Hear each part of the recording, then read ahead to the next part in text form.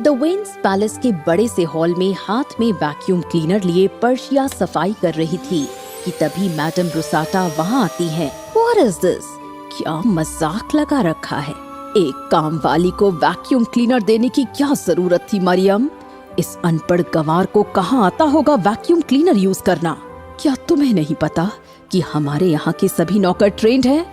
Sorry madam रुसाटा, वो Persia माँ बनने वाली है ना, तो मैंने सोचा कि क्या सोचा? हाँ, क्या सोचा?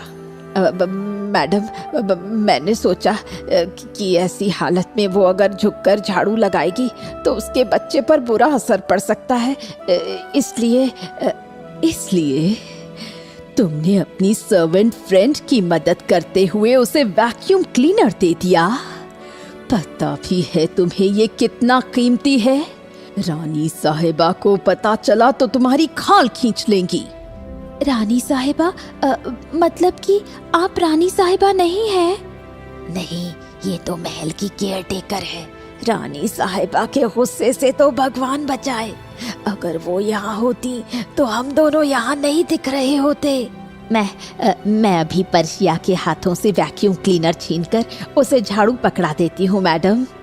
बिल्कुल, और ध्यान रहे सब कुछ अच्छे से होना चाहिए।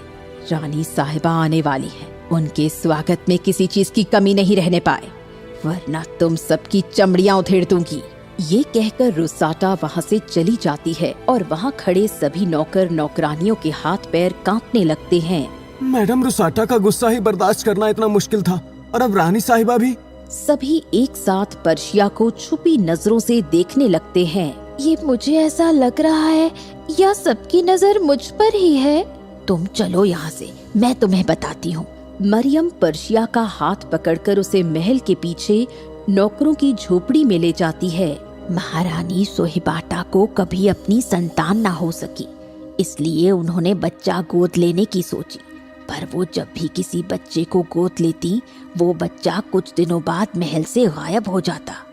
इन चीजों ने महारानी को गुस्सैल बना दिया और उनके मन में गर्भवती औरतों के लिए नफरत पैदा कर दी। ऐसे में अगर रानी साहिबा ने तुम्हें इस हालत में देख लिया तो वो तुम्हारा बच्चा। ये तो वही बात हो गई, आसमान से गिरा और खजूर में अटका। तुम्हें मुझे जंगल से बचाकर यहाँ लाना ही नहीं चाहिए था मरियम। मैं अपना बच्चा किसी को नहीं दूंगी। तो क्या वहाँ शेरों के बीच तुम्हें मरने छोड़ देती? वो तो अच्छा है कि मेरे साथ कुछ सिपाही थे जिन्होंने शेर के चंगुल से तुम्हें बचा लिया, वरना तुम्हारे और इस बच्चे की हालत क्या होती। पर अब मैं कहाँ जाऊँ? कुछ दिनों के लिए झोपड़ी से बाहर मत निकलना। हो सकता है रानी साहिबा, एक बार रानी साहिबा का मूड देख ले, फिर ही डिसाइड करेंगे। हो सकता है वो इस बार अच्छे मूड में वापस आए।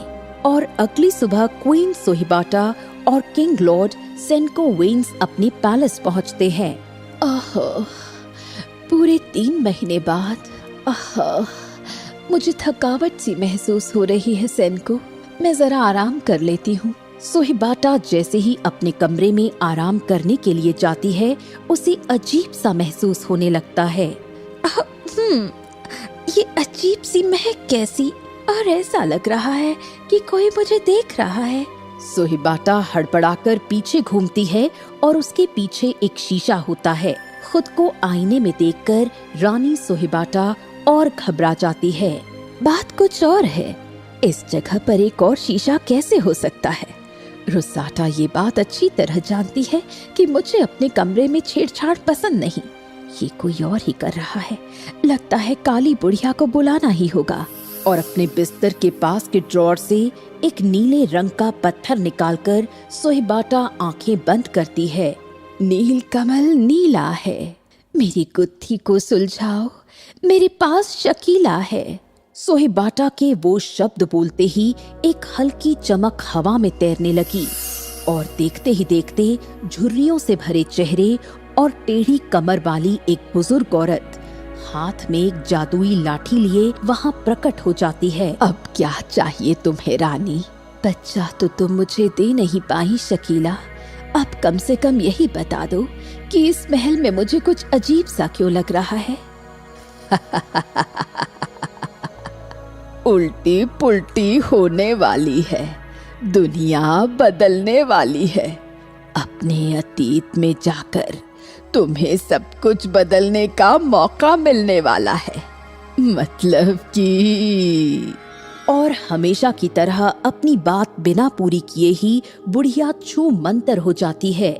यहाँ रानी सोहिबाटा को अजीब सा महसूस हो रहा था, तो वहाँ झोपड़ी में पर्शिया को भी अपने गर्भ में कुछ अजीब हरकतें महसूस होने लगी। और जैसे ही पर्शिया अपनी आंखें खोलती है, अपने गर्भ के चारों तरफ परियों को उड़ता देख वो घबरा जाती है। ये सब क्या है? कहीं ये रानी की कोई चाल तो नहीं? किस रानी की बात कर रही हैं आप? राजकुमारी तो आप खुद हैं। ये सुनते ही पर्शिया के पसीने छूट जाते हैं और वो अपने पेट पर हाथ रख सीधा महल की ओर भागती है। सोहिबाटा और पर्शिया एक दूसरे के आमने सामने आ जाते हैं। हे भगवान, अब क्या होगा? महल में ये भागने दौड़ने की जगह नहीं, और हाँ, जरा संभाल के काम करना। पहली बार सोहिबाटा को इतने प्यार से बात करता देख सभी चौंक गए। ये कहकर रानी सोहिबाटा वहाँ से चली जाती है। ये कैसे हो गया? रानी ने तुम्हें इस हाल में देखकर भी कुछ नहीं कहा, और तुम यहाँ आई क्यों? और वो भी ऐसे कपड़ों में। तुम्हारा पेट साफ साफ झलक रहा है। एक तो 9वां महीना है, ऊपर से ये भाग दौड़। तुम्हें वहीं झोपड़ी में रहना चाहिए था। बड़ा जालिम पति रहा होगा तुम्हारा, जो तुम्हें ऐसी हालत में छोड़कर चला गया। मेरा कोई पति था ही नहीं। मैं सिटी ऑफ पर्ल्स की राजकुमारी हूँ। एक रोज जंगल की सैर के दौरान एक हथनी पर मेरी नजर पड़ी, जो माँ बनने वाली थी। उसके पेट को देखकर मैंने उसका मजाक उड़ाया और गुस्से में उसने मुझे श्राप दे दिया, एक बिन ब्याही गर्भवती राजकुमारी बनने का। इस बच्चे को मेरे पेट में आज पूरे 1.5 साल हो गए हैं। क्या? हे भगवान, तो ये बच्चा धरती पर आएगा कैसे, और तुम बदनामी से बचोगी कैसे? मरियम ये कह रही होती है कि आसमान में एक रोशनी आती है और शकीला वहाँ प्रकट होती है। तुम रानी का पूर्व जन्म हो पर्शिया। क्या?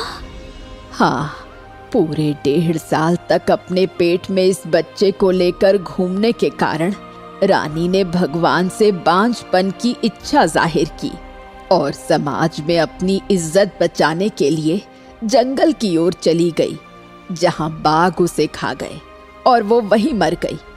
फिर उसका जन्म सोहिबाटा के रूप में हुआ। इस जन्म में उसने लगातार 15 साल हाथ पैर मारे, पर उसे कोई बच्चा नहीं हुआ। उसने कई बार मुझसे इस बारे में अपनी इच्छा जाहिर की, और बस इसलिए अतीत को बदलने के लिए मैंने अतीत में छेड़छाड़ की, और जिस वक्त तुम्हें बाघ खाने वाला था, मैंने मरियम को वहां भेज दिया। यानी कि आप रानी साहिबा का पूर्व जन्म है। माफ कीजिएगा राजकुमारी, सोहिबाटा कहूँ या पर्शिया, मुझसे बहुत बड़ी गलती हो गई। मैंने आपको पहचाना नहीं। यानी कि सोहिबाटा अपने इस जन्म को सुधार सकती है मुझे बचाकर। राजकुमारी पर्शिया खुद को बचाने के लिए सोहिबाटा के पास जाती है और उसे इस बारे में बताती है। शुक्रिया शकीला, तुम जानती नहीं हो कि तुमने मुझे क्या दिया है। मैं तुम्हें किसी तरह की कोई कमी नहीं होने दूंगी राजकुमारी। तुम्हारा ये बच्चा धरती पर जरूर आएगा। और खुद की गद्दी को भूलकर सोहिबाटा गर्भवती राजकुमारी की देखभाल कराना शुरू कर देती है। सुबह के 8 बजे हाथ में खाने की ट्रे लिए रुसाटा के साथ सोहिबाटा पर्शिया के कमरे में आती है। उठिए राजकुमारी, आपका नाश्ता हाजिर है। मुझे नहीं लगता कि आपको ये सब करने की जरूरत है रानी साहिबा। ये लड़की आपका पूर्व जन्म कैसे हो सकती है? ऐसे ये कहकर पर्शिया आईने के सामने जाकर खड़ी हो जाती है। आईने में पर्शिया हूबहू सोहिबाटा की तरह दिखाई दे रही थी।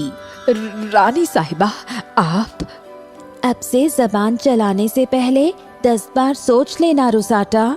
सोहिबाटा की पूरे 9 महीने की सेवा के बाद पर्शिया एक बच्ची को जन्म देती है भले ही मैंने इस बच्चे को इतने दिन अपने गर्भ में रखा, पर इसका जन्म तुम्हारे 9 महीने की देखभाल के कारण ही हो पाया है सोहिबाटा। अब मैं पूरी तरह से एक आम राजकुमारी हो चुकी हूँ। अब मुझे बदनामी का कोई डर नहीं। मैं वापस अपने राज्य लौट रही हूँ। तुम्हें तुम्हारी बच्ची मुबारक हो सोहिबाटा। और इस तरह पर्शिया वापस अतीत में लौट जाती है और सोहिबाटा को अपना वारिस मिल जाता है।